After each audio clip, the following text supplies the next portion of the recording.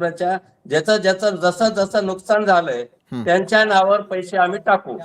एक लक्षात घेतलं पाहिजे की हनुमानजी असतील किंवा अन्य कोणी इथं या ठिकाणी बसलेले वेगवेगळे असतील, अहो येथे पाहिजे जातीचे येरागबाळ्याचे काम नव्हे, सरकार चालवणं हिंमत पाहिजे, दानत पाहिजे। आमच्यामध्ये दानत आहे, आम्ही शेतकऱ्यांचे कल्याणकारी, शेतकऱ्यांचे कैवारीत, म्हणून या भूमिकेतून संकटात शेतकरी खंबीर, शेतकऱ्यांच्या पाठीमागे सरकार खंबीरपणे उभा राहिले आणि मदत दिली।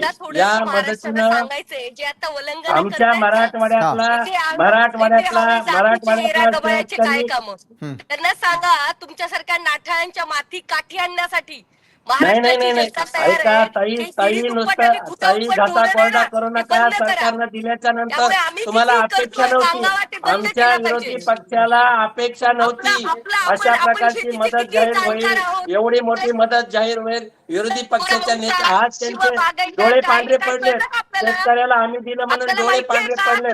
मला वाटतं की विजयरावने सुद्धा मान्य केलंय की ओल्या दुष्काळाचे निकष लावलेत, ओल्या दुष्काळाचे निकष लावलेत। सरकार शेतकऱ्यांना देत आहे, ओल्या दुष्काळाचे निकष सुद्धा लावले, कर्जाचं गाईचं दूध आणि 37,000 रुपये दिले सलगरताई, दुधाळ जनावरांसाठी 37,000 रुपये दिलेत। आणि हे सलगरताईला सांगितलं पाहिजे।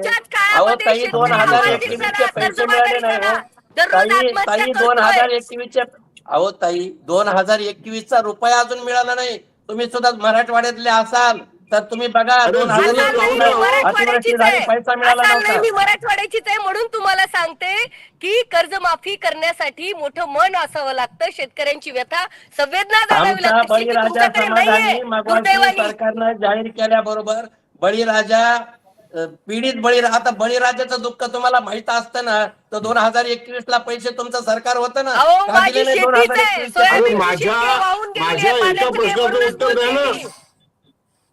विजय सावंत या प्रश्न विचारतात राम कुलकर्णी आपल्याला। एक मिनिट बोलू का? बोला बोला। मी बोलू?